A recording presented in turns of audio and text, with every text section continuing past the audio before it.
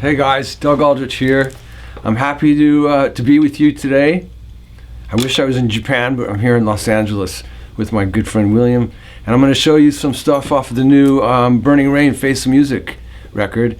Some of the feelings and some of the techniques that I use to record guitar parts and write the parts and some of the solo stuff, and we'll just have some fun. So hope you enjoy it, and thank you. Arigatou gozaimasu.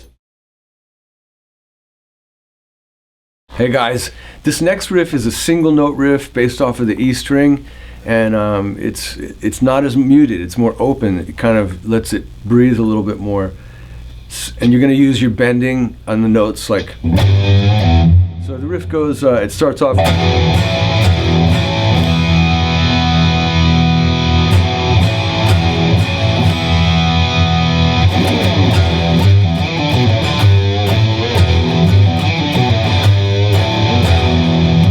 So slowed down, it's and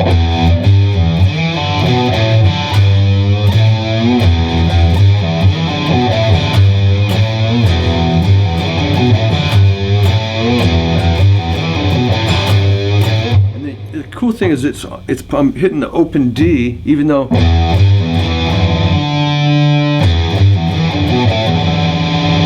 there it's kind of a Zeppelin-y type thing. Could hit a G note, open G.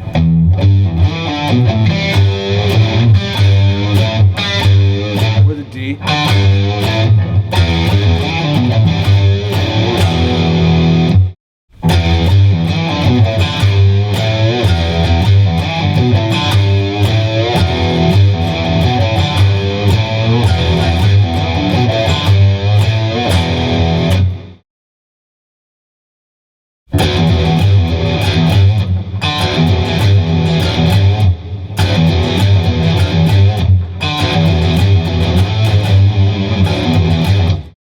For this next song, it's in drop D tuning, so the low E goes down to D, and it's kind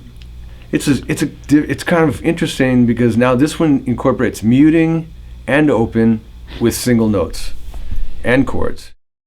You can play a low D. You can play a low D and then the E.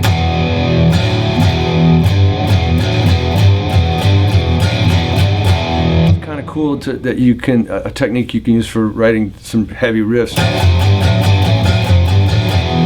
But for this song, I went and used just the two chords here.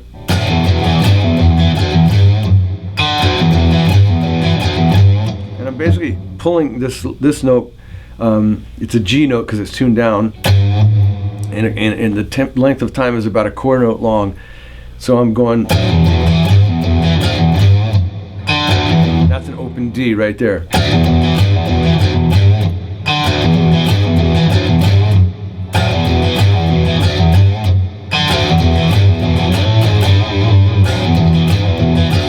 And that's the octaves. So I mute that A string right there, and I just.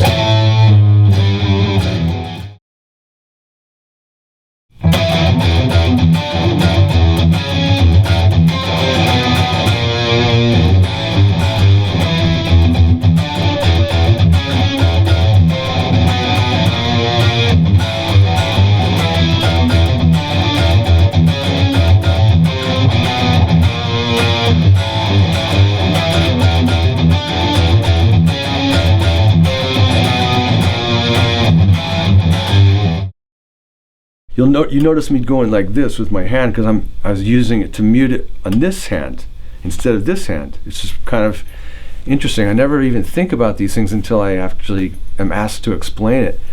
And so this hand's kind of not muting. It's more this hand stopping the low E string. Like maybe you don't have to do it that way. You might try. See, when you mute it with this hand, it doesn't sound quite the same. So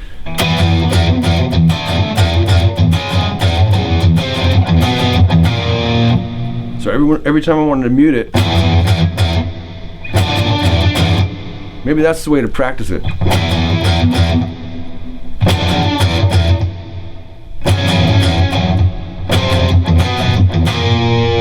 And then regular A chord.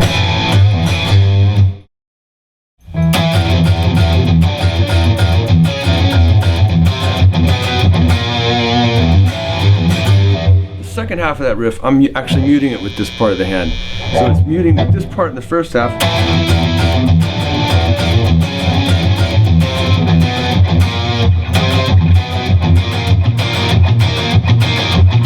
I'm muting with this, with this, but in the beginning,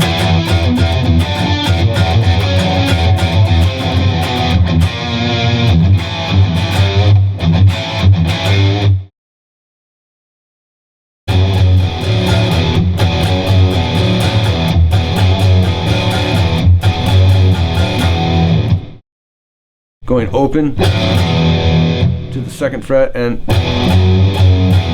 you're bending the whole chord.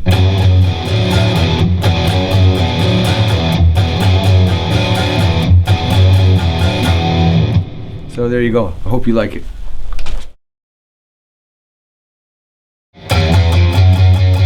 Then when I want to get the chord, I'm kind of muting the chord. Muting it with this part of my hand right here. So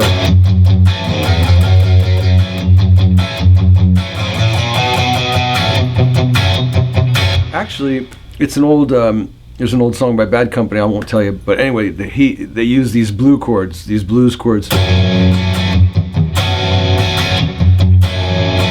that was initially, I thought, what cool chords those are, and then I moved it down to the key of G, and then the riff came, and when it's played staccato and then you use your muting.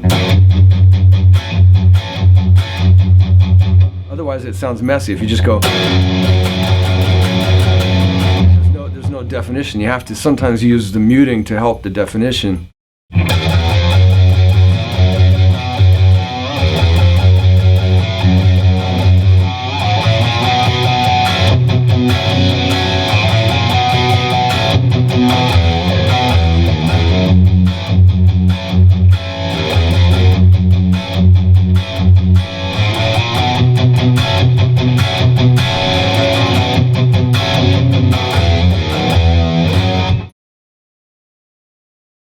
Hey guys, for this next riff, it's a slow, heavy riff, and it's important to play it with feel so that it feels good. You can, and again, we're going to do the muting thing like we showed you before.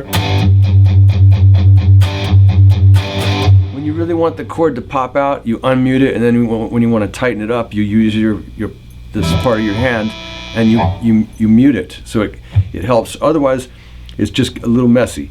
And then this riff in the beginning has a nice modal part to it. But if you play it like that, it's kind of doesn't have as much feel. Just it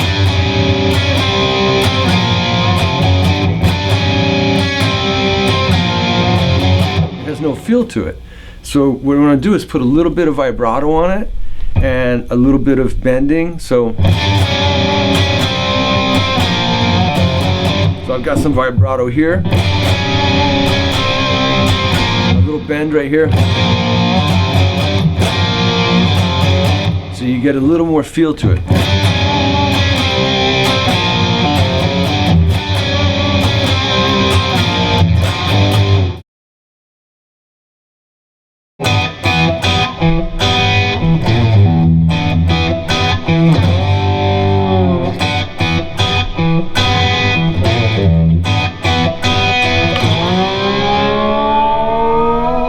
The cool thing is that you can get that bluesy sound by staying on the D and the E notes on the A string, and use the open B with it.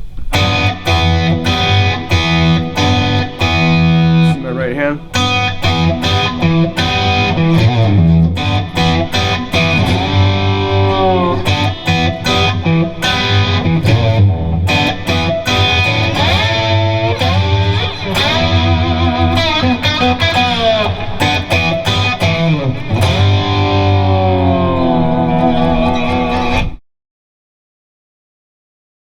It was just a simple thing that Randy Rhoads did. He would do this this kind of ascending on, I think it was one of the songs on the first record. So I decided to do a staccato picking thing and just do it ascending like that, chromatically. That's the word I'm looking for. So it starts off.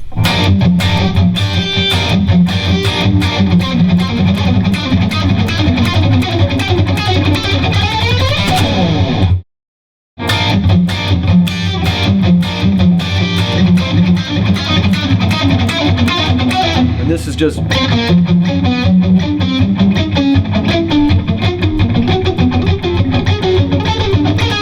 it is, right now when I'm doing it slow, I'm muting it, but. Actually, there's a bit of muting right there. Watch my right hand. You can hear the first two notes come out loud.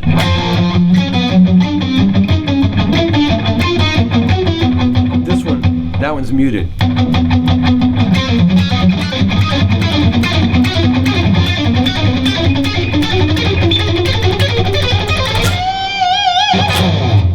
So have fun with that. So it's an E minor pentatonic, and it's very fast. And since you're doing 3 notes per string and it's a drop D, it's very easy to.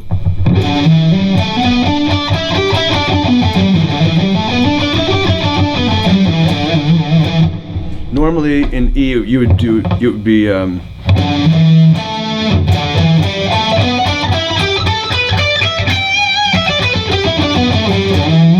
That would be the normal one, but I'm starting on the D note and going E.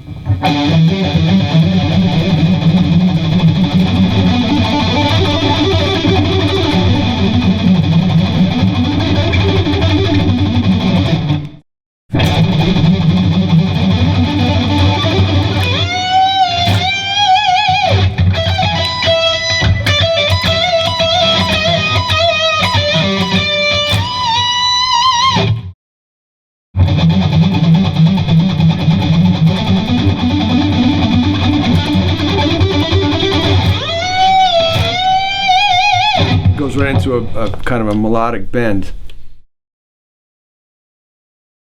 Hey guys, so for this next one we're going to use a lot of legato techniques in the beginning. It's in E minor pentatonic, and I'm going to start off with on the front pickup, get to give it that bluesy, as opposed to it's got the.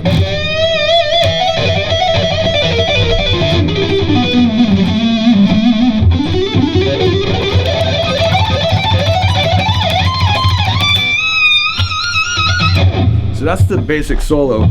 It's in E minor, and it starts off with this really cool kind of. So let's just say we do this twice, and then we go and do this twice. Maybe hang out there for a minute, and then we start skipping strings down.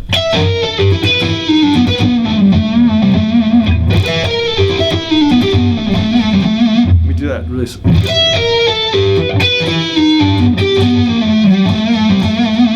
you put the whole thing together, and you got this really kind of messy but cool kind of bluesy thing.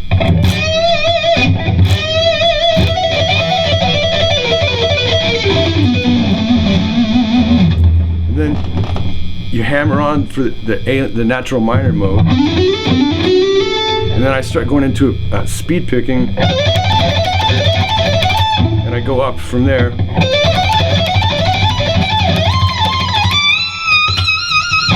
And I just do it twice on the speed picking part.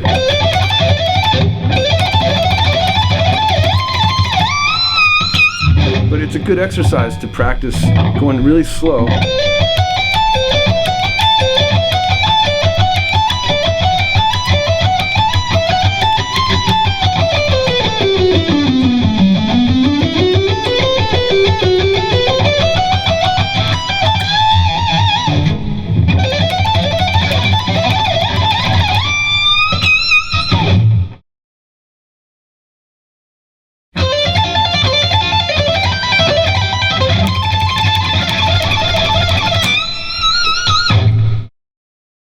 a little hammer-on pull-off thing where you.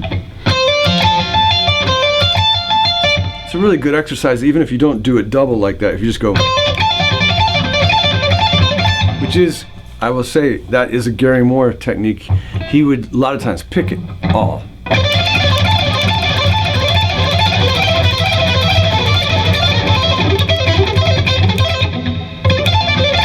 But Randy sometimes had that legato thing, and John Sykes in the tapping. So it's got that kind of. But it's just twice.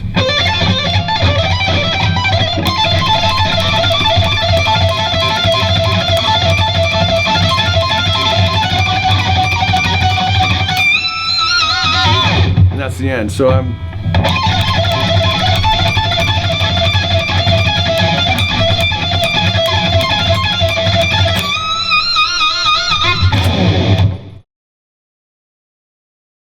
Doing a lot of these hammer-on.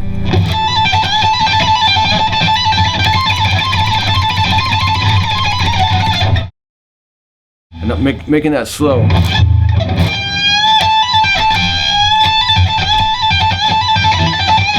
Sometimes hammering twice.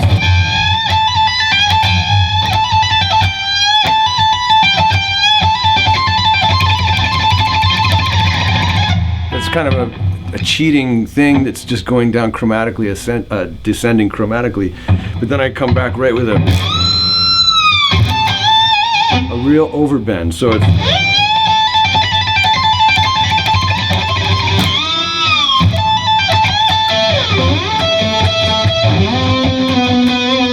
A lot of octaves in that part I really like.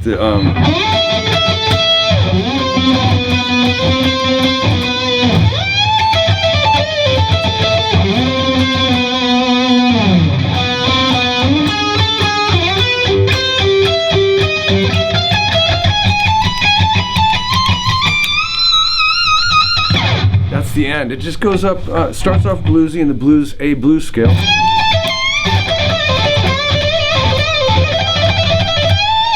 You could do any number of things there.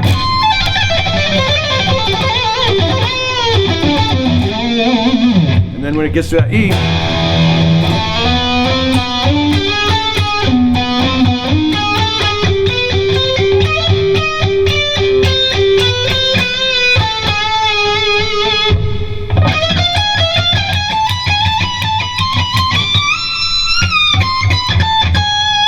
that's the note.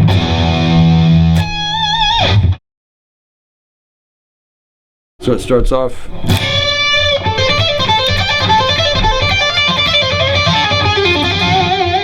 Then it slides up and starts doing fast staccato picking.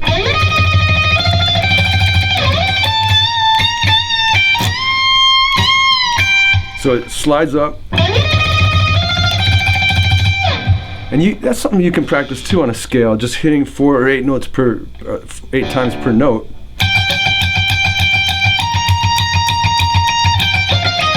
Or 12.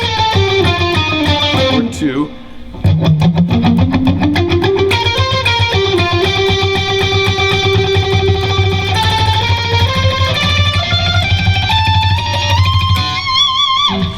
So anyway, it slides in.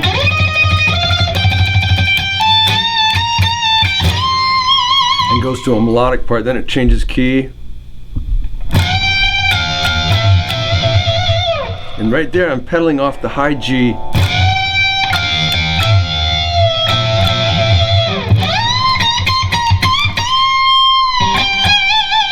That's kind of a Jeff Beck kind of bending.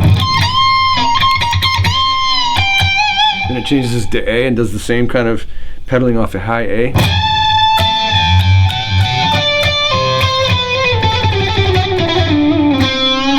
I go down melodic, pentatonic.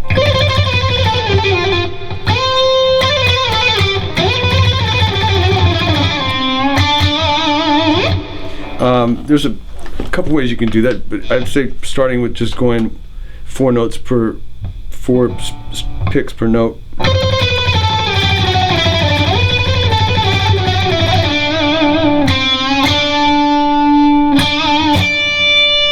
And then I go to this fast 4 notes per picking and then pull off. And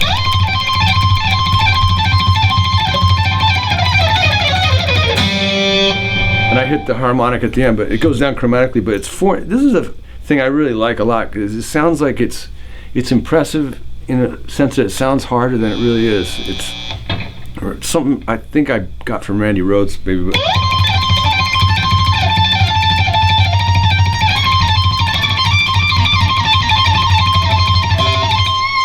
So 4 notes and then pull off.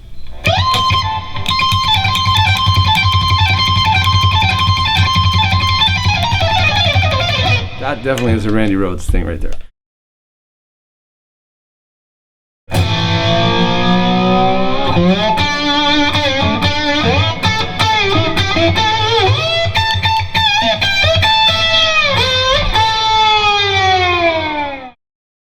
All I'm doing there is playing pentatonic.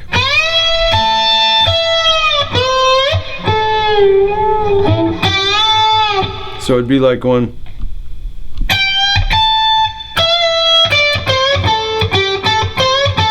And that's A minor pentatonic. So you don't want to push too hard. That's what it sounds like if you push too hard. You can hear the frets. You got to push really light and mute it.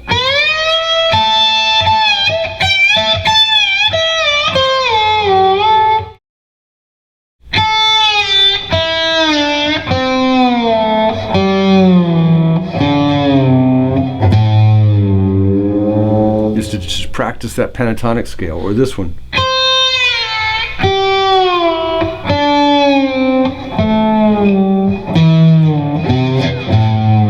And eventually you'll get the feel, just how you do when you play regular blues things.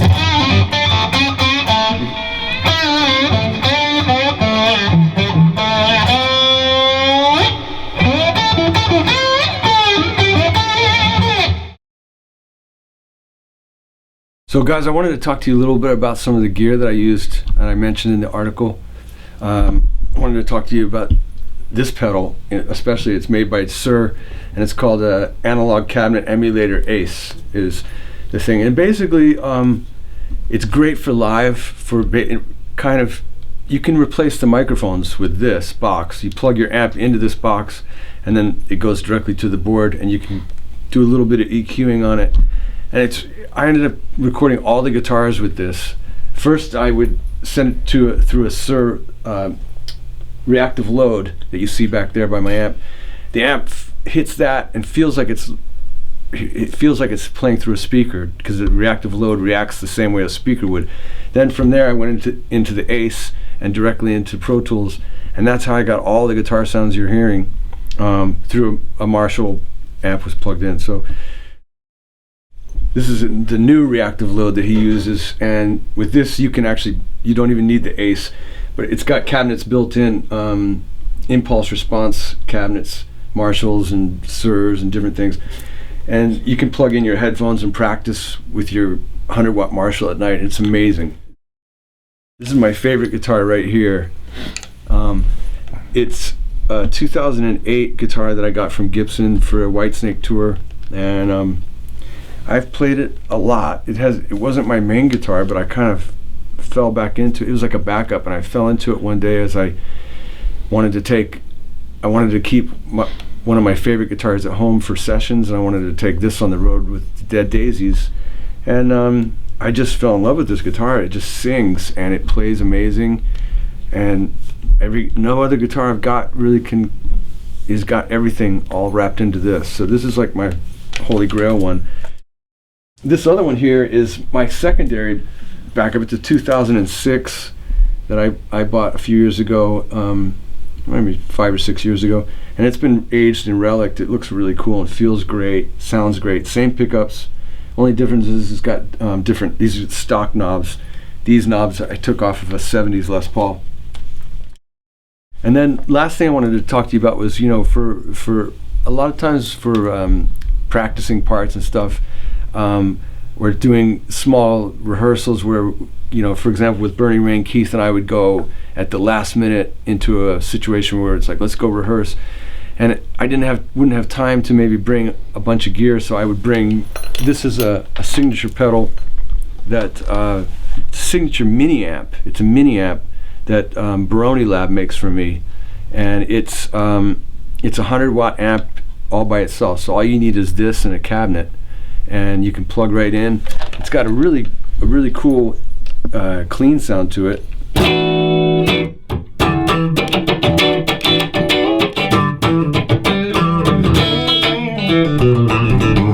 And then it's also got a heavy sound.